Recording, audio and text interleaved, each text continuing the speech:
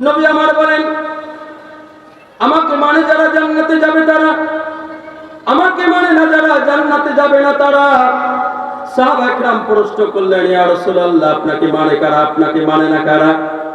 নবী আমার জবাব দিল, আমার সুন্নাত তরিকায় চলে যারা আমাকে মানে তারা, আমাকে মানে যারা জান্নাতে যাবে তারা। আমার সুন্নাত তরিকায় চলে না যারা আমাকে মানে না তারা, আমাকে মানে না যারা জান্নাতে যাবে না তারা। সুন্নাত কি মামুলি বিষয় না জটিল বিষয়? এই জন্য সাফার পোলাপানি দেখবেন আর্মি স্টেডিয়ামে যায়, কথা ঠিক কিনা বলে? নবী আমার বলেন, এক সাহাবী নবীর কাছে যায়, বলে, ইয়া রাসূলুল্লাহ, আমি আপনাকে মহব্বত করি, ভালোবাসি, কিন্তু যখন আমি বাসায় থাকি বিবির কাছে, বাচ্চার কাছে, যখনই আপনার কথা মনে পড়ে আমি সাথে সাথে আপনার চেহারা দেখে আমি তৃপ্তি লাভ করি। কিন্তু ইয়া রাসূলুল্লাহ, আমি নবীও না সাহাবীও না, যদিও আল্লাহ আমাকে জান্নাত দিবে সে আশা করি, কিন্তু আপনার জান্নাত তো নবী এবং রাসূলদের পর্যায়ে উচ্চ স্তরে জান্নাত হয়ে যাবে। ইয়া রাসূলুল্লাহ, যখনই আপনার কথা মনে পড়ে সাথে সাথে আয়েশা আপনাকে দেখে তৃপ্তি লাভ করি, কিন্তু আমার প্রশ্ন হলো, জান্নাতের স্তর ভিন্নতা হয়ে যাবে, আমি জান্নাতে যাবার পরে আপনাকে দেখতে পারবো কি পারবো না? নবী আমার মাথা নিচু করে আছে। আল্লাহর পক্ষ থেকে আয়াত নাযিল হলো, যারা আল্লাহ এবং আল্লাহর নবীকে ভালোবাসবে জান্নাতের বিভিন্ন স্তর হলেও তাদের সাথে আল্লাহ রাব্বুল আলামিন জান্নাতের দেখার ব্যবস্থা করে দিবে। হযরত ওমর রাদিয়াল্লাহু তাআলা আনহু বলেন, ইয়া রাসূলুল্লাহ, আমি পৃথিবীর সবচেয়ে আমি আপনাকে বেশি ভালোবাসি, কিন্তু আমি আমার জীবনের চাইতে এখনো আপনাকে বেশি ভালোবাসতে পারি নাই। আল্লাহর নবী বললেন, এখনো নয়, এখনো নয়, এখনো নয় হে ওমর, অর্থাৎ তুমি যদি তোমার জীবনের চাইতে আমাকে বেশি ভালো না বাসো, তাহলে কিন্তু তুমি কোনোদিনই পরিপূর্ণ মুমিন হইতে পারবে না। নবীকে মহব্বতের দাবি করে কিন্তু সুন্নাত তরিকায় চলে না, কথা ঠিক কিনা বলেন? তুমি রোনালদোকে ভালোবাসো, মেসিকে ভালোবাসো, দিন জিদানকে ভালোবাসো, তার মতো জার্সি গায়ে দাও, তার মতো চুল কাটো, তার দেশের পতাকা তোমার বাড়ির ছাদে ওড়ে, কিন্তু তুমি নবীকে মহব্বত করো, আজ পর্যন্ত তুমি নবীর সুন্নাত তরিকায় আসতে পারলা না। তাহলে আল্লাহর নবী বলছে যে আমাকে মহব্বতের দাবি করে এবং আমার সুন্নাত তরিকায় চলে না, সে মিথ্যাবাদী আর ধোঁকাবাজ, কথা ঠিক কিনা বলে? নবীকে ভালোবাসছিল আবু বকর, ওমর, ওসমান, আলী, তালহা, জুবায়ের, খাব্বাব, খুবাইব, আম্মার, উমাইর। বলে এদের জীবনী তো বলতে পারবো না, কারণ আমাদের দেশে একটা ট্র্যাডিশন হয়ে গেছে, মাগরিবের পরের বক্তা ছোট বক্তা। তার মানে হলো ছোট বক্তা কি বলবে, বড় বক্তার বয়ান শুনবো, কথা ঠিক কিনা বলেন? নবীকে ভালোবাসছিল একজন সাহাবী, হযরত আবু সালামা রাদিয়াল্লাহু তাআলা আনহু। নবীর সাহাবী যখন মদিনায় নবী যখন হিজরত করে চলে গেলেন, আবু সালামা চিন্তা করলো, নবী ছাড়া এই দেশ আমার কাছে ভালো লাগে না, এই শহর ভালো লাগে না। তো নবীর সাহাবী হযরতে আবু সালামা রাদিয়াল্লাহু তাআলা আনহু, তার স্ত্রী উম্মে সালামা রাদিয়াল্লাহু তাআলা আনহা, দুইজন একাত্রে গল্প করতে করতে এক পর্যায়ে বলতেছে, স্বামী হে, আমি যদি দুনিয়া থেকে চলে যাই, আপনি আর কোনো স্ত্রী গ্রহণ করবেন না, আমি কিয়ামতের ময়দানে আপনাকে স্বামী হিসাবে পরিচয় দিয়ে আল্লাহর দরবারে দাঁড়াতে চাই। নবীর সাহাবী আবু সালামা রাদিয়াল্লাহু তাআলা আনহু বললেন, ঠিক আছে, তোমার প্রস্তাব আমি গ্রহণ করলাম, কিন্তু আমি একটা দোয়া করি, আমি যদি দুনিয়া থেকে আগে চলে যাই, আল্লাহ তাআলা যেন আমার চাইতে উত্তম স্বামী তোমাকে দান করে, কারণ তোমার যেন কষ্ট না হয়। এই দুইজনে আলাপ চলতেছিল, হঠাৎ করে রাসূল তো মদিনায় চলে গেল। আল্লাহু আকবার। আবু সালামা চিন্তা করলো, আমিও নবীর দেশে চলে যাব। যখন আবু সালামা রওনা দিল, রওনা দেওয়ার সাথে সাথে আবু সালামার পরিবারের লোকেরা আসলো, আয়েশা তার বাচ্চাকে আটকায় দিল, শিশু বাচ্চা যাইতে দেব না। চিন্তা করলো বাচ্চার মহব্বতে হয়তো আবু সালামা থেকে যাবে। শ্বশুর পরিবারের লোকেরা আসলো, আয়েশা উম্মে সালামাকে নিয়ে গেল, অর্থাৎ বাচ্চা চলে গেল একদিকে, স্ত্রী চলে গেল আর একদিকে। আল্লাহর নবীর সাহাবী প্রমাণ করে দিল, আমি নবীকেই ভালোবাসি, আমি বিবির দিকে বাচ্চার দিকে তাকাবো না, আমি নবীর দেশে চলে যাব। নবীর দেশে যখন গেল, আল্লাহ নবীর কাছে আবু সালামাদের চোখের পানি ঝরাইতেছে আর বলতেছে, ইয়া রাসূলুল্লাহ, বিবির মহব্বত, সন্তানের মহব্বত, সম্পদের মহব্বত কোনো কিছুই আমাকে বাধা দিতে পারে নাই। আপনার মহব্বতে আমি চলে আসছি। নবী আমার চোখের পানি থেকে চোখের পানি ঝরাচ্ছে, কিন্তু আবু সালামা রাদিয়াল্লাহু তাআলা আনহু তিনি মুস্কি মুস্কি হাসতেছে। রাসূল আমার বলতেছে, কি রে হাসো কেন? বলে, ইয়া রাসূলুল্লাহ, আপনি তো কাঁদেন, আমি হাসি এই জন্য যে আমার স্ত্রী হারিয়ে গেছে, সন্তান হারিয়ে গেছে, সম্পদ হারিয়ে গেছে, কিন্তু আপনার চেহারা দেখতে পাচ্ছি, এটাই আমার জীবনের সবচেয়ে বড় সান্ত্বনার, এর থেকে বড় আত্মতৃপ্তি আর কিছু হইতে পারে না। নবীর সাহাবী আর একজন ছিল হযরত খুবাইব রাদিয়াল্লাহু তাআলা আনহু। নবীকে কিভাবে ভালোবাসে সাহাবায়ে কেরাম শিক্ষা দিয়ে গেছে। নবীর সাহাবী হযরত খুবাইব ইসলাম গ্রহণ করার অপরাধে কাফের মুশরিক খ্রিস্টানরা তাকে সিদ্ধান্ত নিল তাকে শুলে চড়াইতে হবে, অর্থাৎ তাকে ফাঁসি মঞ্চে ফাঁসি কষ্টে ঝুলানো হবে। আল্লাহু আকবার। এই সাহাবী হযরত খুবাইব রাদিয়াল্লাহু তাআলা আনহু ওনাকে যখন নিয়ে গেল, নিবা যাবার আগে একটা ঘরের ভিতরে 7-8 দিন রেখে দেওয়া হয়েছিল। কোনো খানা পিনার ব্যবস্থা করে নাই। ওই ঘরের ভিতরে একজন মহিলা ছিল, যার নাম ছিল জয়নব রাদিয়াল্লাহু তাআলা আনহা। পরবর্তীতে তিনি মুসলমান হয়ে যান। ওই জয়নব রাদিয়াল্লাহু তাআলা আনহার দিলের ভিতরে একটু মায়া লাগছে, যাহারে যদিও সে মানুষ, একটা কুকুর একটা বিড়াল, তাকেও তো না খাওয়ায় রাখা যায় না।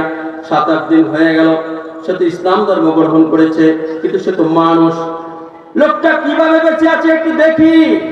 যখনই জানালা খুলে দিয়েছে, দেখি আল্লাহর নবীর সাহাবীর চোখের সামনে জান্নাতের আঙ্গুরের থোকা ঝুলতেছে, ওখান থেকে থোকা থেকে আঙ্গুর ছিটতেছে আর খাইতেছে। বলুন সুবহানাল্লাহ।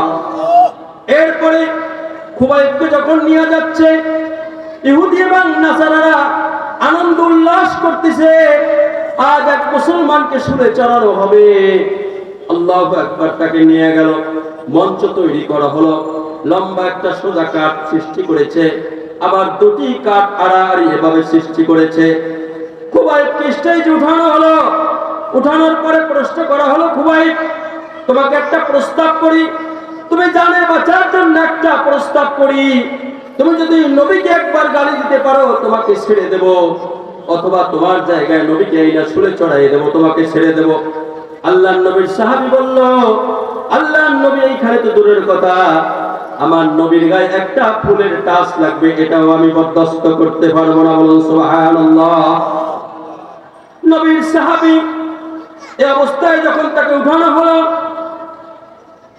বলে, শেষ কোনো ইচ্ছা আছে কিনা? বলে, হ্যাঁ, শেষ একটা ইচ্ছা আছে। বলে, শেষ ইচ্ছা কি? বলে, আমি 2 রাকাত নামাজ পড়তে চাই। একজন কাফের বলল, ঠিক আছে, তাকে অনুমতি দেওয়া হোক। আল্লাহর নবীর সাহাবী দ্রুত ওযু করে দ্রুত নামাজ পড়লেন। একজন প্রশ্ন করল, খুবাইব, নামাজ এত সংক্ষিপ্ত করলা কেন?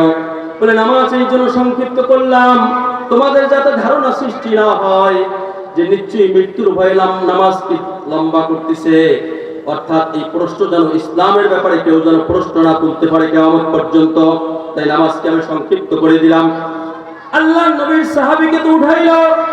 উঠানোর পরে এক হাত দুটি লম্বা করে দিল, পা দুটি খোলায় দিল, হাতের ভিতরে তখন 2 হাতের ভিতরে গোজা লোহা ঢুকায় দিল, পায়ের ভিতরে যখন লোহা ঢুকায় দিল, মোরব্বা যেমন তৈরি করে ওইভাবে করে গজা লোহা দিয়া কাঠের সাথে তার বুকের ভিতরে ছিদ্র করতে করতে খুবাইব তো লাগায় দিল।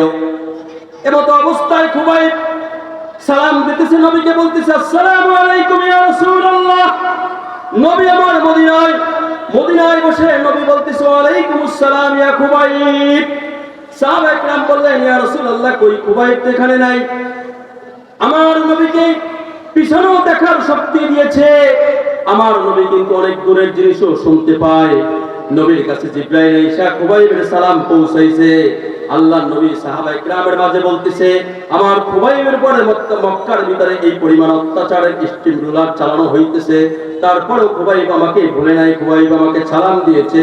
ওই সালামের জবাব জিবরাইল নিয়ে আসছে, ওই সালামের জবাব আমি দিলাম। এখানে বসে চিৎকার দিয়ে বলেন সুবহানাল্লাহ। খুবাইবকে লোহা পেড়াক দিয়া হাতের ভিতরে যখন পেড়াক একটার পর একটা মারতে ছিল, পায়ের ভিতরে মারতে ছিল, পুরা বুকটা আল্লাহু আকবার মুরব্বার মতো যখন কেইচা কাঠের সাথে মিশায় দিল, হযরতে খুবাইব তো মাথাটা নিচু করে দিয়ে বসে আছে। কাফেররা টিটকারিমূলক ভাবে বলতেছে, খুবাইব এই আযাবের পরেও মাথা নিচু করে বসে আছো, কিছু বলো না কেন?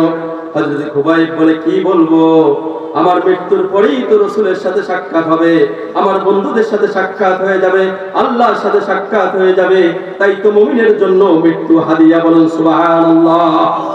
আল্লাহ পাক বলেন, আল্লাযীনা আমানু আশাদ্দু হুব্বান লিল্লাহ, যারা মুমিন তারা সবচেয়ে আমি মাওলাকে বেশি ভালোবাসে।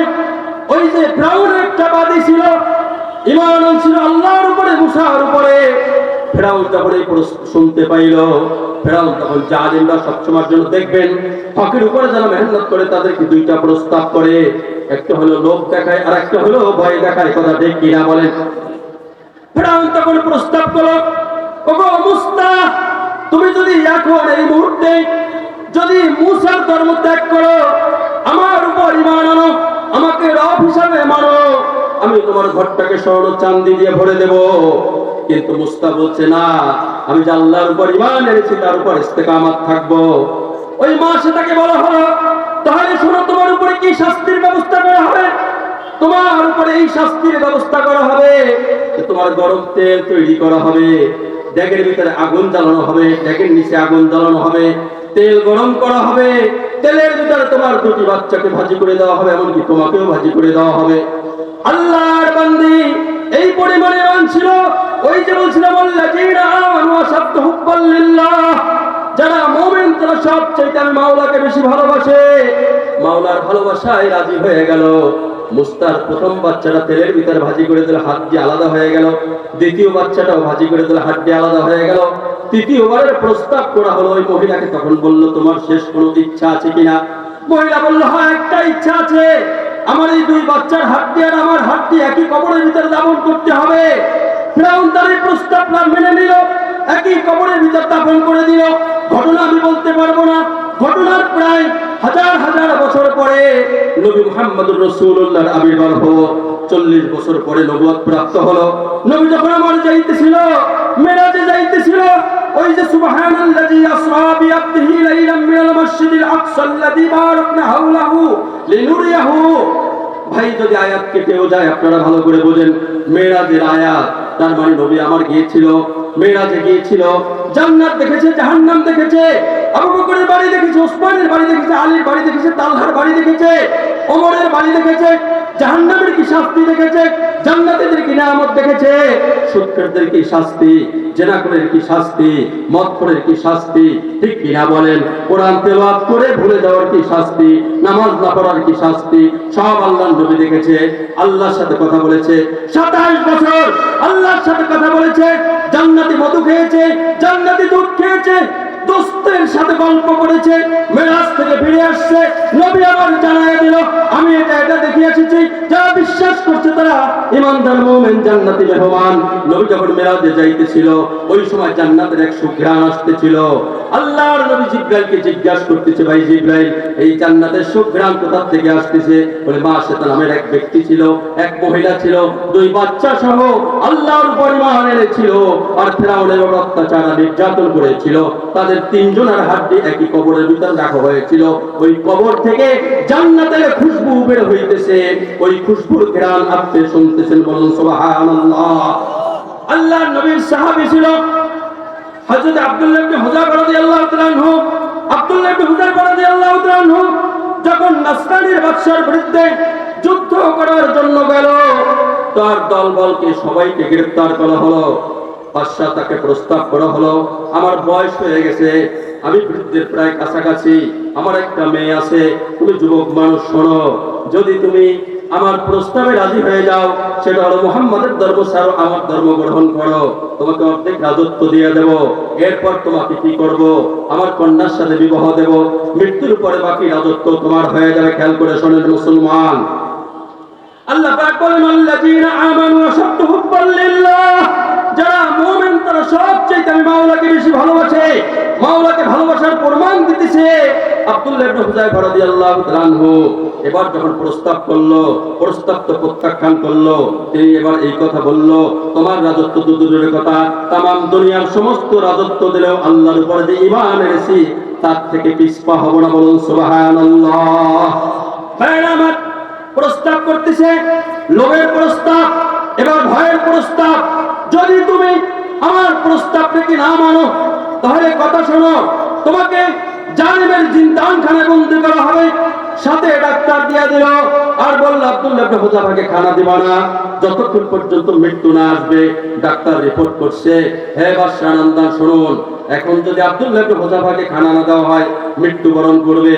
বাদশা বলল ঠিক আছে, তাকে ভাত অর্থাৎ রুটি গোশতের পরিবর্তে তাকে শুকরের গোশত দিয়ে দাও, পানির পরিবর্তে মদ দিয়ে দাও, আমি দেখবো মুসলমানের ঈমান কেমন। আব্দুল্লাহ ইবনে হুযায়ফার সামনে যায় পেশ করলো, এই যে মদ পানির পরিবর্তে, তার মানে লুকাই নাই, আর এই যে শুকরের গোশত। আব্দুল্লাহ ইবনে হুযায়ফা রাদিয়াল্লাহু তাআলা আনহু বললে এগুলা সরা লাথি মেরে ভেঙে ফেলবো, জীবন চলে যাবে, কিন্তু এগুলা খাবো না, খাবো না, খাবো না। ঠিক কি না বলো মুসলমান?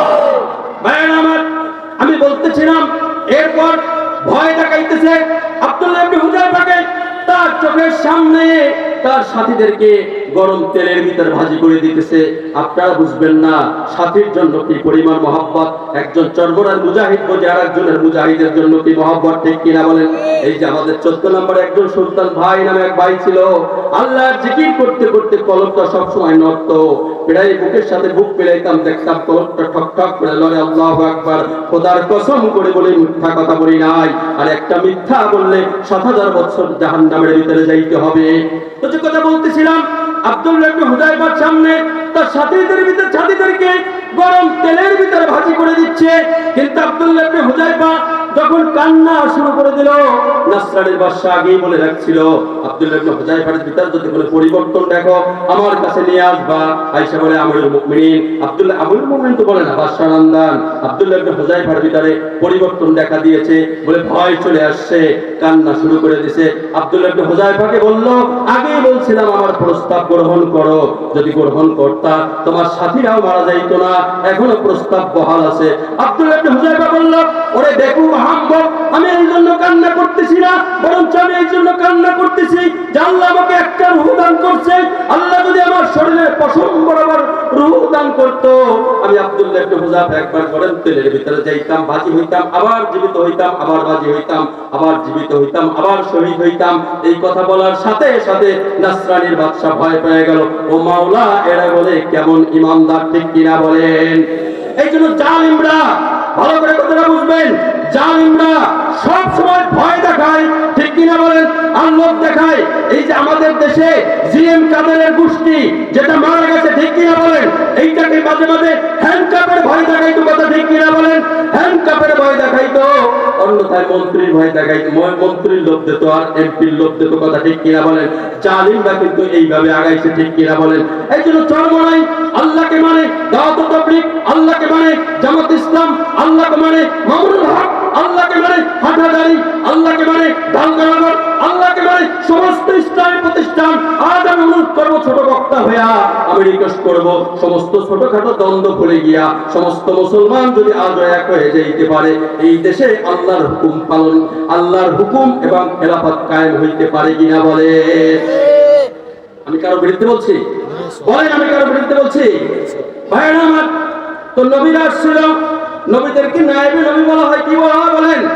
নায়েবে নবী বলা হয়। আমি যেহেতু আলোচনা পুরো করতে পারবো না, আনতে পারবো না, আল্লাহ বলেন আমি কোরআনকে নাজিল করেছি, কিয়ামত পর্যন্ত হেফাজতের দায়িত্ব গ্রহণ করেছি। আল্লাহ বলেন ইন্না নাহনু নাযালনা যিকরা ওয়া ইন্না লাহু লাহাফিজুন। আল্লাহর নবী বলেন লা নাবিয়্যা বাদি, আনা খাতামুন নাবিয়্যিন, আমি শেষ নবী, আমার পরে কেউ নবী হবে না। আল্লাহ পাকের নবী আবার বলেন আমার নবীরা নায়েবে নবী হলো আলেমরা, ইন্নাল উলামা ওয়ারাসাতুল আম্বিয়া, আল উলামা ওয়ারাসাতুল আম্বিয়া। বলেন নবীর কাজ কয়টা ছিল? প্রথমেই বলছিলাম ভয় দেখানো আর আশা দেখানো, ঠিক কিনা বলেন?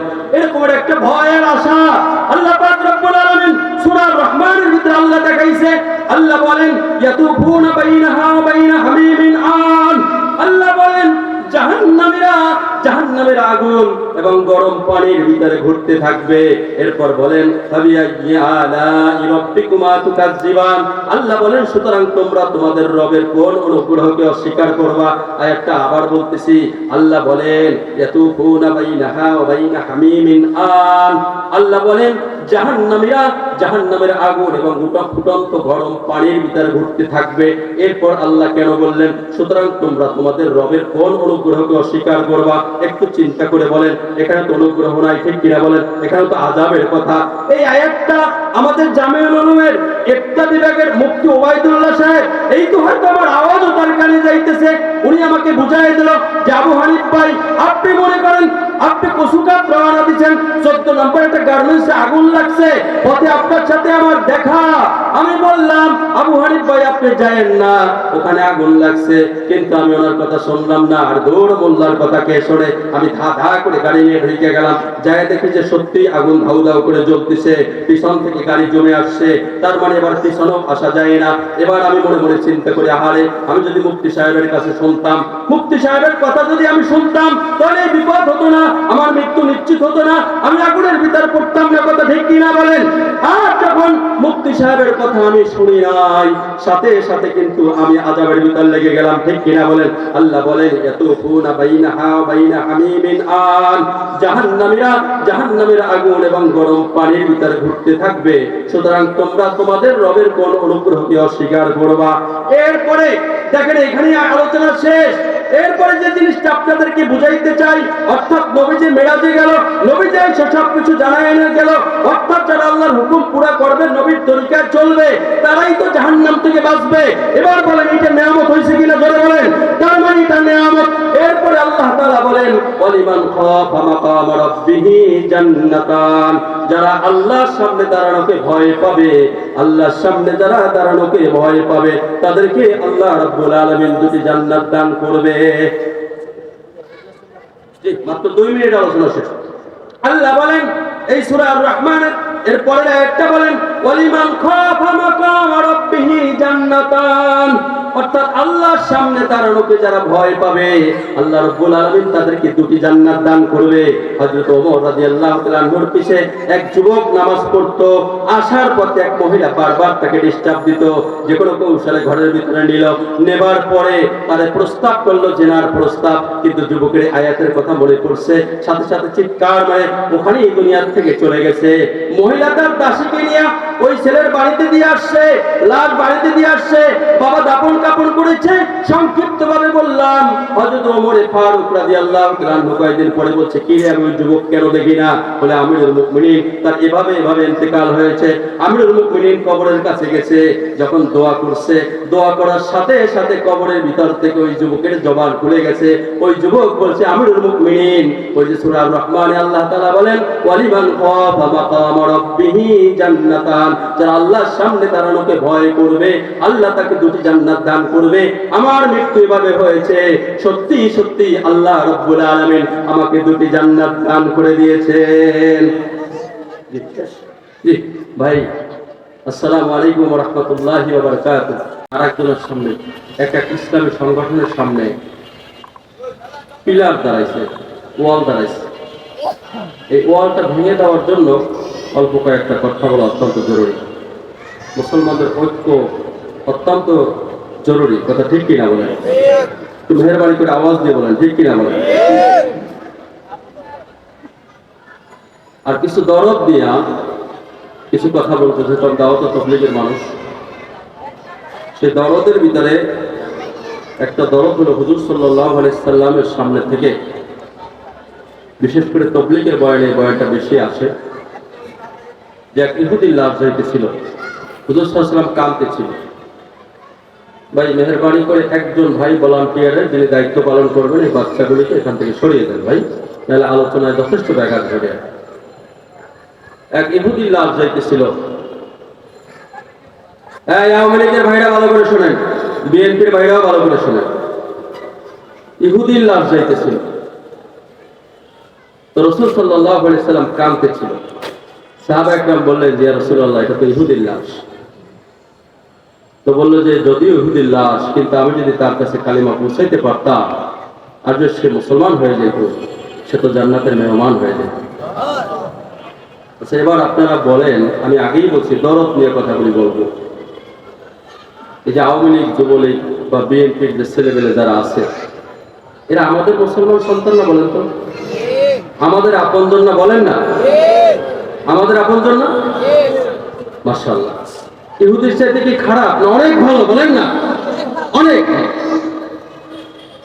কিন্তু ওদেরকে বলতে চাই, ভাইরে, আল্লাহ তাআলা কিয়ামতের ময়দানে প্রত্যেক জাতি গোষ্ঠী তার নেতা সহ ডাকবে।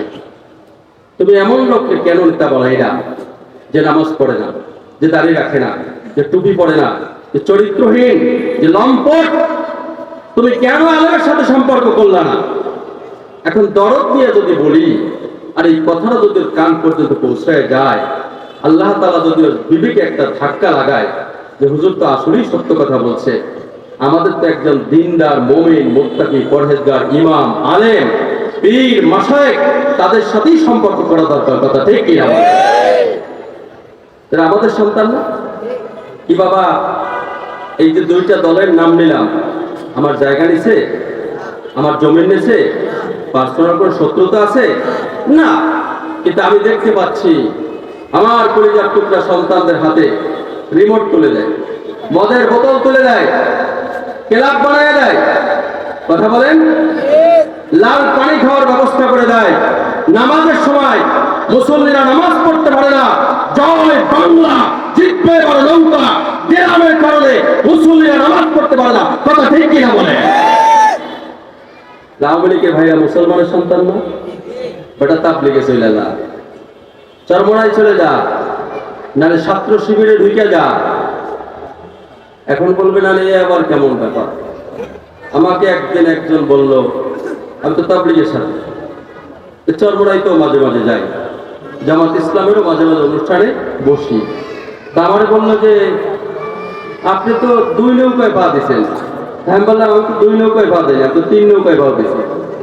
কথা বলেন, কিছুদিন আগে আর্মি স্টেডিয়াম একটা কনসার্ট হলো, আমাদের তবলিগের তখন জোর চলতেছিল, যে কোনো কারণে রাত 3টার সময় আমার বাসায় আসা লাগছে। তো 3টার সময় সে কনসার্ট শেষ হলো। সেই কনসার্টের ভিতরে দেখলাম অর্ধলঙ্গ নারী, যুবতী, আর মেসি আর রোনালদো আর জেনেদিন জিদানের মতো চুলকা ঢেল দিয়া যুবক আর যুবতী রাস্তায় চলতেছে। ভারতের নর্তকে নাচানো হয়েছে। কথা ঠিক কিনা বলেন? এটা আমাদের সন্তান কিনা বলেন? কিন্তু দেখবেন 2 গ্রুপের ছেলে পেলে বেশি, সোনার ছেলে আর রূপার ছেলে। বলেন না, জোরে বলেন, কথা ঠিক কি? কোন ছাত্র শিবিরের ছেলে সেখানে পাবেন না, কোন চরমোনার মুজাহিদ সেখানে পাবেন না, কোন দাওয়াত ও তাবলীগের কোন সাথীকে সেখানে পাবেন না। ঠিক কিনা বলেন? এই সোনার ছেলে আর রূপার ছেলে, রূপার ছেলেরা এখন, সোনার ছেলেরা তখন। এখন প্রশ্ন হলো, দরদ নিয়ে কথা বলছি না? বলেন না, তারা আমাদের আপন না? আপন। আরেকটু কথা বলে আমি মূল কথায় চলে যাব ইনশাআল্লাহ। সেটা হলো, কয়েকটা নাম নেওয়া হয়েছে, তাই না? তবলিগ, কথা বলেন না, চরমোনাই, জামাত ইসলাম, আরো কিছু নেই, ঢালকানগর, হাটহাজারী, খেলাফত, এগুলি সব প্রতিষ্ঠান। বলেন না, নাম কি? সব হাসপাতাল, কলেজ, সমস্ত কলেজ থেকে ছাত্রকে সুশিক্ষা দিয়ে বাড়িতে পাঠানো হয়। যদিও নামে সুশিক্ষা, কিন্তু একমাত্র ইসলামী শিক্ষাই হলো সুশিক্ষা। ঠিক কিনা বলে? তারপরে বলবো সুশিক্ষা। অনেক ভার্সিটি যদি থাকার কারণে শিক্ষা নিতে ভালো হয়েছে, ঠিক, অনেক হাসপাতাল থাকার কারণে চিকিৎসা ব্যবস্থা করতে সুবিধা হয়েছে। বাকি সময় যেহেতু নাই, আকার ইঙ্গিতে কথাগুলি বোঝার চেষ্টা করবেন। চরমোনাইয়ের পীরকে, চরমোনাইয়ের পীর সাহেব কার সাথে পরিচয় করায়? বলেন, আল্লাহর সাথে পরিচয় করায়, নবীর সাথে পরিচয় করায়। ঠিক কিনা? দাওয়াত ও তাবলীগের সাথীরা কার সাথে পরিচয় শেখায়? বর্তমানে পাবনার থেকে এসেছি, প্রথম ইস্তেমার থেকে আমি একটা জামাত নিয়ে সেখানে গিয়েছি, ওই জামাত থেকে এখানে আসছি। এই জামাতে প্রায় 70 বছরের কয়েকজন, প্রায় 50 ঊর্ধ্বে, আজও পর্যন্ত তারা ফরজ গোসল জানে না। আল্লাহর কসম করে বলে, আমি জিজ্ঞাসা করছি গোসলের ফরজ কয়টা? 5টা। অনেকে আমাদের টিটকারি মানে তবলিগ ওয়ালাদের কয় প্রাইমারি সেক্টর। আমিও মেনে নিলাম প্রাইমারি সেক্টর। প্রাইমারি পাসটা করলে ভার্সিটি পাস করা যায়? কথা বলেন, পাস করা যায়? তো যেই ব্যক্তি 70 বছর বয়স হয়ে গেল, আজও পর্যন্ত সে গোসলের ফরজ জানে না, ওযুর ফরজ জানে না, তাকওয়া জানে না, তাহারাত জানে না, তায়াম্মুম জানে না, আত্তাহিয়াত জানে না, দুরূদ শরীফ জানে না, দোয়া মাসুরা জানে না। আমি যদি চেয়ার দিয়ে বসি, যেখান থেকে বের হয়ে যাওয়ার সময় যুগ যুগ ধরে জানাজা পড়েছো, আজকে জানাজার দোয়া করায় যাইতে হবে, কইরা শুনায় যাইতে হবে, ব্যস্তায় পড়বো কিনা সবাই বলেন? সুতরাং শুধু লক্ষ নয়, কোটি নয়, বিশ্বের ভিতরে নীরব বিপ্লবের মাধ্যমে, দাওয়াত ও তাবলীগের মাধ্যমে crore crore billion billion trillion trillion মুসলমানের চরিত্র ঠিক হইতেছে। এবং অনেক মুসলমান তো তার বাপ দাদা মুসলমান ছিল, সম্পূর্ণ মুসলমান তো হারিয়ে গেছে বিদেশ সফরের মাধ্যমে, জামাতে মেহনত করার কারণে ওই সমস্ত মানুষগুলি আবার পুনরায় মুসলমান হইতে পারতেছে। জোরে চিৎকার দিয়ে বলেন আলহামদুলিল্লাহ।